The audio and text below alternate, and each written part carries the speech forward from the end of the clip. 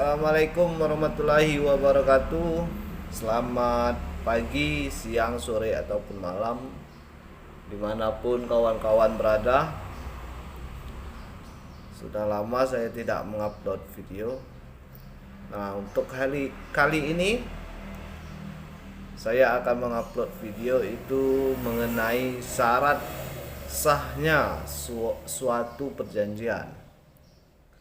Nah, untuk kawan-kawan yang baru menonton video saya, bantu like, comment, and subscribe biar saya terus bersemangat membuat video-video yang lainnya. Nah, sering kita melihat dan mendengar syarat-syarat sahnya suatu perjanjian. Di dalam suatu sahnya perjanjian itu harus sesuai dengan subjektif dan objektifnya.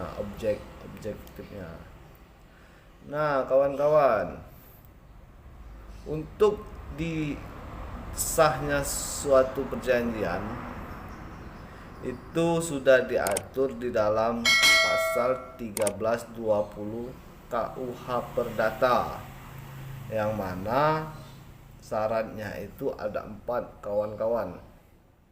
Yang pertama itu sepakatnya mereka saling mengikatkan diri, antara si A dan si B, antara saya dan kamu, antara kamu dan dia. Yang kedua, cakap untuk membuat suatu perjanjian. Nah, yang dimaksud dengan cakap, dia mengerti, dia sudah dewasa. Yang ketiga, mengenai suatu hal tertentu. Nah, yang dimaksud dengan suatu hal tertentu itu misalnya apa? Perjanjian jual beli motor.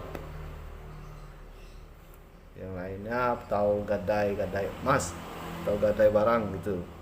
Nah, yang keempat itu suatu sebab yang halal. Nah, yang halal, maksudnya yang halal itu yang tidak bertentangan dengan agama masing-masing. Nah, di dua syarat pertama itu maksudnya syarat subjektif, karena mengenai orang-orangnya atau subjeknya yang mengadakan perjanjian. Nah, sedangkan syarat yang kedua akhir itu namanya subjektif, yang mengadakan perjanjian, karena mengenai perjanjian sendiri atau objek dari perbuatan hukum yang dilakukan itu, dilakukan antara si A dan si B, antara saya dan kamu, antara kamu dan dia. Nah, dengan adanya kesepakatan itu, berarti itu antara kedua belah pihak itu juga dinamakan perizinan. Maksud dari perizinan itu mengizinkan bahwa dirinya mengikat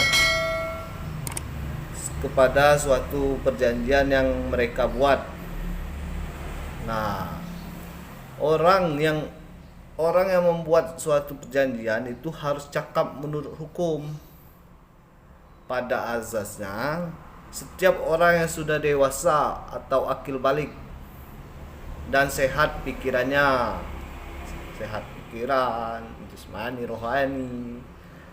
Nah, menurut hukum di dalam pasal 1330 KUH Perdata itu juga disebut orang-orang yang tidak cakap membuat suatu perjanjian.